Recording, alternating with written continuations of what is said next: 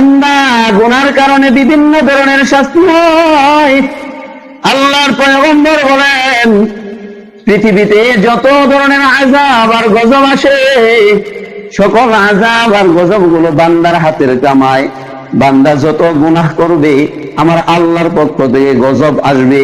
বান্দা যত গুনাহ করবে, ওই বান্দার গুনার কারণে আমার আল্লাহর পক্ষ থেকে পরীক্ষা শুরু হয়ে যাবে। দেখবেন হঠাৎ করে অনাবৃষ্টি শুরু হয়ে যায়, হঠাৎ করে দেখবেন অতিমাত্রা তাপমাত্রা বেড়ে যায়, হঠাৎ করে দেখবেন একবারে বাতাস বন্ধ হয়ে যায়। কেন?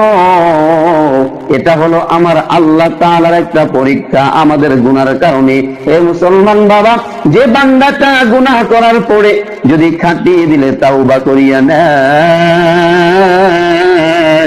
আমার আল্লাহ বলেন, বান্দা ওই তাওবাকারী বান্দাকে আমি আল্লাহর কুদরতি অন্তরের সাথে মিশায় নিই। সুবহান